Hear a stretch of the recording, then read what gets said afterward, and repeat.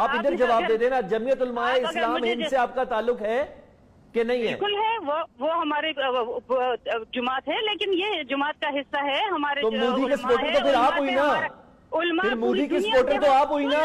تو سن تو لینا. بالکل دیکھیں کیسا غضب کا واقعہ ہے. 2+2=4 چلے نا. نہیں نہیں، آپ بات کو غلط ٹویٹ کر رہے ہیں. آپ مودی کی سپورٹر ہیں؟ ہمارا اس سے ہے، علماء جہاں سے بھی ہو اس سے ہمارا تعلق ہے.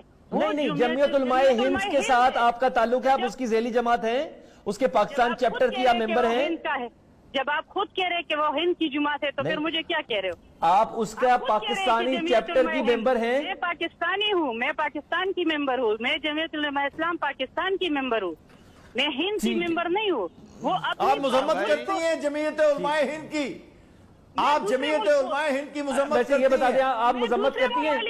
میں دوسرے ملک کی جماعت کی کیسے مذمت کر سکتی ہوں؟ تو نہیں، آپ ویسے کرتی ہیں جمعیت. وہ اپنے طارق صاحب پلیز بولے. دیکھیں ایک بات تو واضح ہو گئی، ہماری بہن نے اس بات کا اعتراف کر لیا. اب سے چند سال پہلے مولانا فضل الرحمان دیوبند میں حاضری دے کر آئے تھے، اور ابھی جو ہمارے دوست شوکت بسرا نے آپ کو ان کا بیان دیا ہے، یہ مولانا مدنی صاحب مولانا حسین. ذرا میرے بات سن لیجئے، ہم اس سے انکار نہیں کر رہے، ہم آپ کے انکار نہیں کر رہے. اگر آپ کر رہے نہیں، آپ کے عقیدے کا سر چشمہ ہے، علم کا نہیں ہے. یہ آپ کے عقیدے کا سر چشمہ ہے، علم کا نہیں ہے. علم کا سر چشمہ ہے. اچھا جی، میری بات تو سن لیجئے. میری بہن، میں تو دیوبند کے علماء کو بڑا مانتا ہوں، لیکن جو بات سیاسی ہے اس کی بات ہو رہی ہے. اس وقت کشمیر کے مسئلے پر وہ اپنے آئین کے پابند ہے، اس نے پاکستان میں آ کے رہنا ہے. یار نیما صاحبہ کمال کرتی ہیں. بالکل آئین کے پابند نہیں ہے. وہ تو مودی بھی اپنے آئین کا پابند ہے، آپ اس کی مخالفت کیسے کر سکتی ہیں؟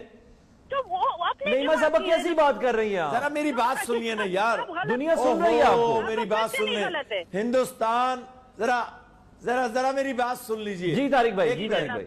ہندوستان کے اندر ایک جمہوریت ہے، اور اس کے اندر کروڑا لوگ جس میں لاکھوں سکھ شامل ہیں، انہوں نے جلوس نکالے ہیں کشمیر کے حق میں.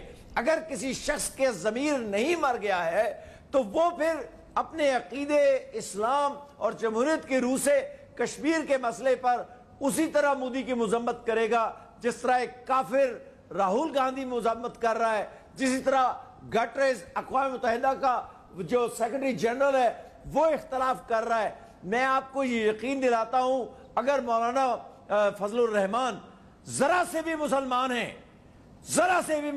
ہیں تو کشمیر کے مسئلے پر مسلمان کشمیریوں کے ساتھ کھڑے ہوں، مودی کی اور جمعیت علماء ہند کی مذمت کریں اور کہیں کہ ہم اپنا تمام ناطہ اس مکروہ جماعت سے جو کہ جمعیت علماء ہند ہے اس سے توڑتے ہیں. میں آپ کو ایک تاریخی بات بتاتا ہوں.